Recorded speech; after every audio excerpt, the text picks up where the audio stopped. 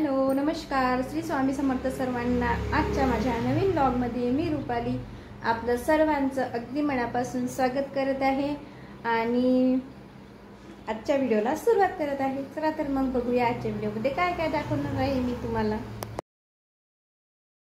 चला तर मग आता ही आहे संध्याकाळची वेळ आणि संध्याकाळी मी स्वयंपाक बनवायला घेतला होता आणि चला म्हटलं आज काय रोज रोज तेच ते भाजीचं करून कंटाळा आलेला होता सर्वांना। आज मिक्स डाळ खायची होती म्हणजे मिसळचं वरण, तर ते बनवायला घेतलं। इथं कुकरमध्ये डाळ लावून घेतली होती, ते बघा आता छान मस्त शिजली, काळी काळी दिसत असेल तुम्हाला। ही आहे उडदाची डाळ, तुरीची डाळ वगैरे मिक्स, तर आता ती मी बनवायला घेतली।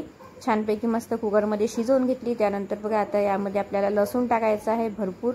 मिसळच्या वरणामध्ये काय होते, भरपूर आपण लसूण घातल्यानं खूप टेस्टी वरण होते, तर मग मी लसूण वगैरे कुटून घेतला आणि इथं मिसळचं वरण तयार करून घेतलं।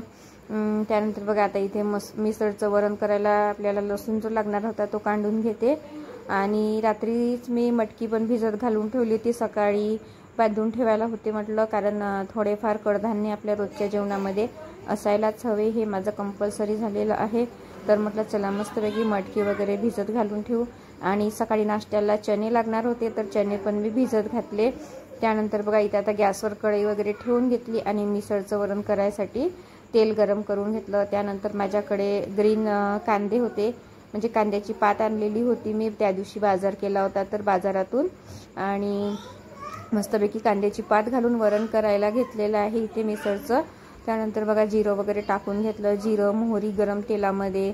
त्यानंतर काढलेला छानपैकी असा लसूण मस्त तेलामध्ये फ्राय होऊ दिला आणि मस्त झटपट अशी मिसळची भाजी तुम्ही पण करून बघा। मिसळचं वरण खूप टेस्टी लागतं आणि छानपैकी आपण मस्त आपल्या विदर्भाच्या पद्धतीनं काला करून जेवू शकतो। तुम्ही तुमच्यापैकी कोण कोण काला करून जेवते ते मला नक्की कमेंटमध्ये सांगा, कमेंट करून। तर मस्त मला तर खूप आवडते मिसळच्या वरणासोबत काला करायला। आणि आमच्याकडे ना गावाकडे जेव्हा नवरात्रीचा भंडारा असतो ना, तेव्हा ते सर्वजण मिसळचं वरण छान गरम गरम चपात्या असं बनवलं जातं, भात वगैरे। आता इथे अमरावतीमध्ये तर काही आपल्याला ते मिळत नाही, तर मस्तपैकी इथे बघा तिखट मीठ मसाले सर्व टाकून घेतले आणि एकदम सिंपल अशी भाजी आहे ही। त्यानंतर बघा आपलं शिजलेलं वरण जे आहे मिसळचं ते पण यामध्ये टाकून घेतलं, तर खूप टेस्टी होती ही भाजी आणि सर्वांनाच आवडते। आमच्या घरामध्ये सर्वजण खूप आवडीने खातात मस्तपैकी मी सांगितल्याप्रमाणे काला करून। तर आता आपल्याला बघा वरण जितकं पातळ लागते ना आपण मिसळचं, तितकं पातळ आपण करून घेणार आहोत। तर तुम्हाला जितकं लागेल तितकं तुम्ही गरम पाणी त्यामध्ये सोडू शकता आणि मस्तपैकी वरून मी त्यावर कोथिंबीर आणि जी कसुरी मेथी आहे ना ती पण पेरून घेतली, त्याने पण खूप छान टेस्ट आली होती वरणाला, खूप मस्त झालं होतं, सर्वांनी खूप आवडीने खाल्लं। चला तर आता आपलं वरण झालेलं आहे रेडी। इथे कणिक मळून घेते आणि चपात्या करायला घेते। तर इकडे बघा चपात्या करेपर्यंत स्वामिनीचं काय सुरू आहे इकडे, आणि हा व्हिडिओ आहे दुसऱ्या दिवसचा। तर दुसऱ्या दिवशी सकाळचा व्हिडिओ आहे। आज भरपूर असा पसारा काढलेला आहे, तुम्हाला दिसत असेल, कारण आपल्याला घराचं काम करायचं होतं फर्निचरचं, तर ते काम करायला इथं घेतलं आहे। आणि स्वामिनीचा बघा धिंगाणा हा पलंग चढाले मस्त झाला येईल।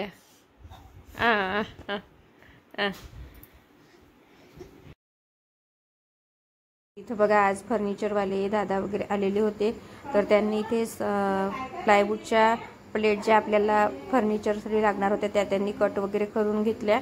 तर मी काही त्यांचा व्हिडिओ घेतला नव्हता थोडा वेळ कट करायच्या आधी, तर मग नंतर कटिंग वगैरे करून झाल्यानंतर हा व्हिडिओ घेतला। आणि तुम्हाला सगळ्या घरामध्ये खूप पसारा दिसत असेल, नुसतं पसारा झालेला आहे, खूप असं आपलं सामान सगळं इकडे तिकडे आवर चालू होती आपली, कारण कोणतं काम करायचं म्हटलं म्हणजे घरामध्ये पसारा तर होणारच आहे। आणि दिवाळी आहे समोर, तर दिवाळीचे माझे कामं पण सुरू होते, त्यामध्ये भांडे वगैरे घासायला काढले होते। तसे तर थोडेफारच भांडे घासायचे होते, कारण मी याआधी पण सर्व भांडे छान मस्त असे घासून घेतलेले होते, तर थोडा हात फिरवायचा होता।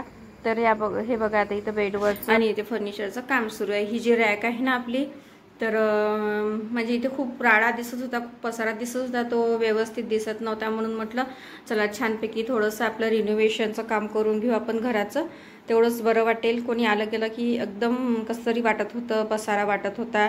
आणि हा जो आपला मोठा बेड आहे ना, हा पण आता आपण खाली आणलेला आहे, तर त्यामुळे कसं आहे पूर्ण जागा आटलेली आहे बघा. फक्त इतकी जागा आपली इथं राहिलेली आहे. तर त्याच्यामुळे आपण फर्निचरचं काम करायला सुरुवात केली आहे. चला तर मग आपण बघूया आणखी काय काय होते ते.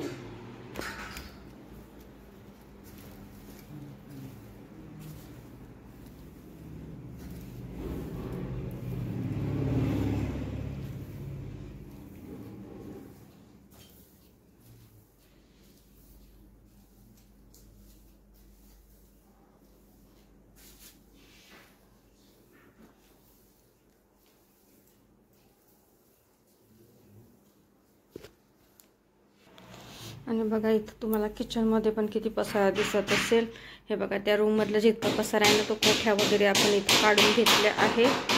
आणि तुम्हाला फर्निचरचा आवाज पण येत असेल. हे बघा सगळा पसाराच पडलेला आहे आपल्या किचनमध्ये. आपल्याला हा सर्व पसारा छानपैकी मस्त ऑर्गनाईज करायचा आहे. बघूया आता आपण काय काय करतो ते मी पुढच्या व्हिडिओमध्ये तुम्हाला दाखवणारच आहे. आणि इथे पण आपल्याला थोडं काम करायचं आहे. तर त्यानंतर फर्निचरवाले आपले सर्व कामं वगैरे करून ते बाहेर घरी गेले होते निघून. त्यानंतर ही रात्रीची वेळ आहे. मी स्वयंपाक वगैरे आटोपून घेतला. आणि त्यानंतर बघा आज आपल्याला जे वॉलपेपर आपण लावलेले होते तर ते आपल्याला काढून घ्यायचे आहे. कारण ही भिंत खूप खराब झाली होती आणि त्या वॉलपेपरच्या आतमध्ये जाऊन जाळे पकडले होते आणि बारीक बारीक छोटे किटुकले पण झाले होते. कारण खूप पावसामुळे ओलावा येतो ना या भिंतीला.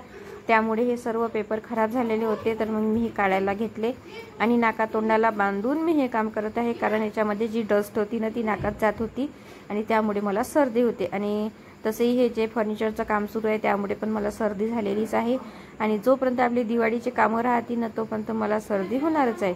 कारण मला धुळीची ॲलर्जी आहे. आणि ॲलर्जी असो की काही असो आपल्याला कामं तर काही सुटलेले नाही. कामं तर आपल्या महिलांना करायची आहे. आणि इथे बघा केदार आला होता दही घेऊन. त्याला मी दही आणायला बाहेर पाठवलं होतं. तो लवकर आला म्हणून मी त्याला टाळ्या वाजून त्याला रेकग्नाइज करत होती. आणि कारण तो कोणतंही काम सांगितलं लवकर घरी येत नाही. तो आला होता म्हणून मग म्हटलं चला छानपैकी आता त्याला हे करू. तर हे बघा आता इथे मी व्हाईट सिमेंट वगैरे लावून जे पोपडे पडले होते ते लावून घेतले. ते करून घेतलं छानपैकी. आता त्याला आणखी कलरिंग वगैरे करायची बाकी आहे आपली.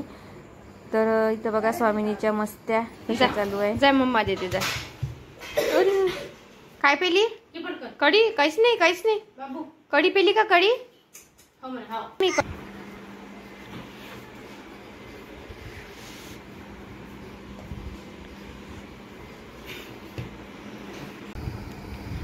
तर आता इथं बघा याचं पूर्ण काढून घेतलं आहे भिंतीचं. तेवढं ते वरचं राहिलेलं आहे काढायचं. वरती माझा हात पुरला आणि तो पेपर राहिला काढायचा. आणि आपल्याला ही पूर्ण भिंत घासून घ्यायची आहे. पूर्ण छानपैकी छान अशी घासून वगैरे पूर्ण हे करायचं आहे आपल्याला. व्हाईट सिमेंट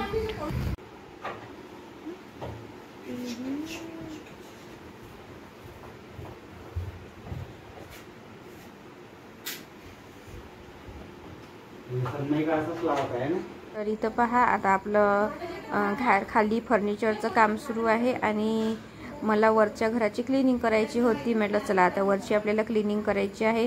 तर आता जाडे जळमटं जे पकडलेले होते ते आपलं सर्वात अगोदर फळ्यानं छानपैकी स्वच्छ करून घेतले. पूर्ण दोन्ही रूममधले पूर्ण जाडे काढून घेतले. 2-3 रूममधले खाली आजूबाजूला खिडकीमध्ये जे जाडे पकडलेले होते ते. कारण आपण कितीही साफ केलं तरी ना धूप वगैरे लावतो आपण, अगरबत्ती लावतो, त्यामुळे लवकरच जाडे पकडतात.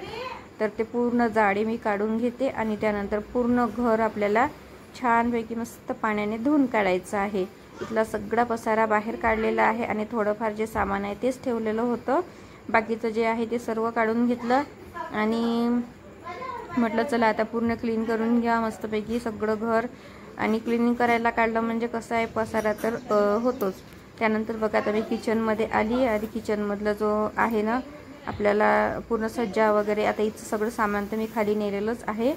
सगळं खाली नेऊन खालच्या किचनमध्ये शिफ्ट केलं आहे. कारण आपल्याला वरचं आहे ते खाली करायचं होतं भाड्यानं वगैरे द्यायला. कारण इतकं घर आपल्याला लागत नाही. आणि जेवढं मोठं घर असलं तेवढे कामं पण भरपूर करायला लागतात. बाकी गोष्टींना आपण वेळ नाही देऊ शकत. कारण आपल्याला बरेच कामं असतात. व्हिडिओ जसं काढणं आणि त्याच्यानंतर व्हिडिओची एडिटिंग करणं वगैरे ह्या सर्व गोष्टी. तर बघा आता मी इथे भांडे घासायला घेतले. खाली आली आणि मला जे जर्मनचे स्टीलचे भांडे घासायचे होते तर त्यासाठी मी एक आता इथे सोल्युशन बनवत आहे. तर इथे 1 चम्मच सोडा घेतला, 1 चम्मच निरमा पावडर आणि आपल्याकडे जे शॅम्पू असेल किंवा कुठलंही लिक्विड असेल वॉशिंग मशीनमध्ये वगैरे टाकायचं ते 1 चम्मच घ्यायचं। त्यानंतर अख्खा 1 लिंबू यामध्ये मी पिळून घेतलेला आहे। पूर्ण जो आपल्याला लिंबू वगैरे असतो एक पूर्ण घ्यायचा आणि त्यामध्ये टाकायचं पाणी। तर बघा आता इथे हे छान असं लिक्विड तयार झालेलं आहे। त्यानंतर मग मी हे भांडे घासायला घेतले आणि या लिक्विडनं पटकन भांडे निघतात, जास्त आपल्याला जोर पण लावा लागत नाही भांड्यांना आणि काही नाही। बघा इतके गंदे झालेले भांडे होते हे 4-5 डबे जे बाकी राहिले होते माझे ते खूप खराब झाले होते, कारण ते ठेवणीचे होते। तर ते राहिले होते घासायचे बाकीचे, तर मी मागच घासले। तर हा बघा आपला स्टीलचा डबा वगैरे घासून झाला। त्यानंतर जर्मनचा डबा आणि हे बघा वरती जे आपण फोडणी देतो ना भाज्यांना, तर ती फोडणी सरळ जाऊन डब्यांवर बसते, म्हणजे डब्यांच्या झाकणावर, तर त्यामुळे डब्याचे झाकणं खूप खराब होतात। तर बघा किती झटपट निघत आहे, हा डबाही पटकन निघाला आहे। बघा किती छान असा मस्त निघालेला आहे, तुम्हाला दिसतच असेल। आणि मग मी ते पितळेचे भांडे बाजूला घेतलेले आहे, ते ठेवणीचे आहे, ते पण छान स्वच्छ क्लीन करून घेतले। आणि या लिक्विडने ना पटापट भांडे निघाले, असे चमकत होते मस्त, स्टीलचे जर्मनचे दोन्ही भांडे आपण पटकन घासू शकतो। घराची क्लिनिंग सुरूच असेल, भांडे वगैरे प्रत्येक गृहिणीला घासायचे असते, तर तुम्ही सुद्धा असं लिक्विड तयार करा आणि झटपट असे भांडे घासून मोकळ्या व्हा। चला